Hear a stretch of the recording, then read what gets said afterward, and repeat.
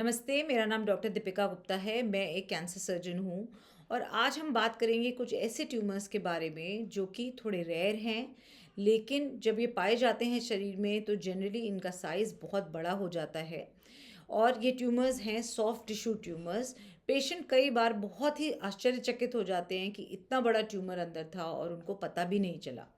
शरीर में कुछ ऐसी स्पेसेस होती हैं जैसे कि थाइस का आगे का हिस्सा या पीछे का हिस्सा या फिर पेट में एक स्पेसेस होती हैं जिनको बोलते हैं हम लोग रेट्रोपेरिटोनियम। इन सब के अंदर जब ट्यूमर बनता है तो ये इतनी जल्दी पकड़ में नहीं आता है और साइज बहुत बड़ा होने के बाद ही उसकी वजह से कुछ प्रेशर सिम्टम्स पेशेंट को फील होते हैं। आज हम बात करेंगे ऐसे ही दो पेशेंट्स के बारे में। हमारे जो पहले पेशेंट हैं वो अराउंड 60-65 ईयर्स की एज के थे, फिजिकली एक्टिव थे। उनको ऐसा लगा कि थाई में पीछे की तरफ कुछ स्वेलिंग सी महसूस हो रही है। जब उन्होंने चेक कराया तो अराउंड 15 सेंटीमीटर्स का ट्यूमर उसके अंदर पाया गया। जब वो हमारे पास आए तो हमने उसकी पहले बायोप्सी कराई। बायोप्सी में नियोप्लाज्म यानी कि कैंसरस ट्यूमर की तरफ इशारा किया गया। उसके बाद हमने उनकी एमआरआई देखने के बाद पूरा प्लानिंग करने के बाद सर्जरी करी। इस सर्जरी में ख़ास ये था हमारी जो मेन नर्व सप्लाई है सायटिक नर्व, वो बिल्कुल ट्यूमर के बीच से जा रही थी। हमने ट्यूमर को डिसेक्ट किया इस तरह से ताकि सायटिक नर्व जो है वो बची रहे और पेशेंट के जो चलने फिरने मूवमेंट पे कम से कम असर आए।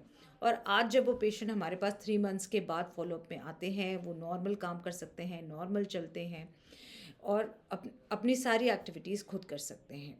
तो इस केस का पर्पस ये है कि कभी कभी कुछ ट्यूमर्स ऐसी स्पेसेस में पाए जाते हैं जो बहुत बड़े हो जाते हैं, साइज़ उनका बहुत बड़ा हो जाता है लेकिन सिम्टम कुछ खास नहीं होते।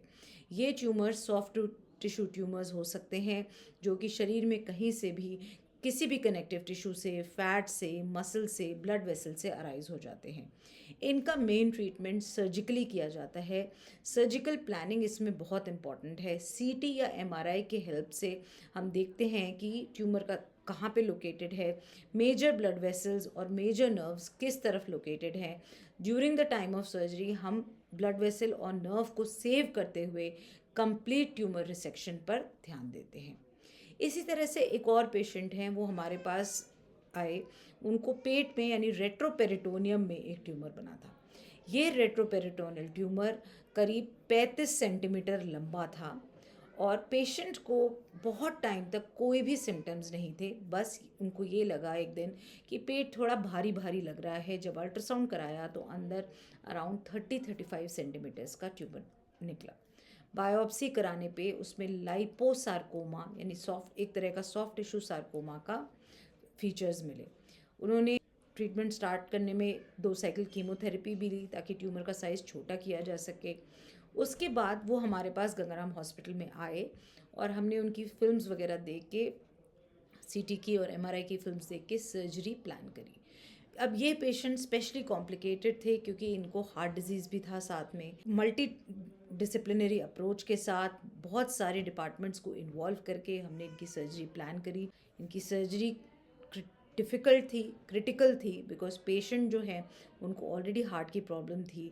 सेकंड है कि ट्यूमर का साइज़ इतना बड़ा था, 35 बाय 30 सेंटीमीटर्स का ट्यूमर। उसका वेट अराउंड 10.5 kgs था।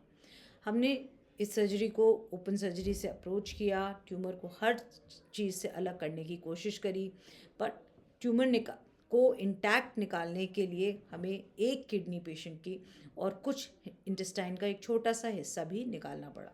उसके बाद हमने इंटेस्टाइन को वापस ज्वाइन किया। पेशेंट 1-2 दिन आईसीयू में रहे और उसके बाद हमारे पास हॉस्पिटल में 1 वीक के बाद अच्छी कंडीशन में खाते पीते चलते फिरते डिस्चार्ज हुए। तो आज मुझे बस आपको ये बताना है कि इस तरह के रेयर ट्यूमर्स से डरे नहीं। इनका ट्रीटमेंट सर्जरी से हो सकता है। सबसे पहला स्टेप होता है जनरली इसकी इमेजिंग कराना। किस शरीर के किस हिस्से में ये प्रॉब्लम है उसके हिसाब से हम लोग सीटी या एमआरआई कराते हैं। ज़रूरत पड़ती है तो उसकी एक बायोप्सी कराते हैं और बायोप्सी के हिसाब से ही हम ट्रीटमेंट प्लान करते हैं। सबसे पहले ज़रूर चेक कर लेते हैं कि ये जो बीमारी है लोकलाइज्ड है, कहीं फैली हुई नहीं है, लंग्स में फैली हुई नहीं है।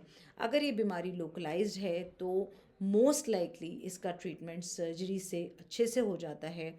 और अगर कुछ ऐसा वाइटल स्ट्रक्चर इन्वॉल्व है, क्रिटिकल स्ट्रक्चर इन्वॉल्व है जहाँ से हम ट्यूमर को हटा नहीं सकते या फिर वहाँ पे ट्यूमर को शेव करना पड़ता है, तो हम सर्जरी के बाद रेडिएशन या फिर कीमोथेरेपी का इस्तेमाल करते हैं।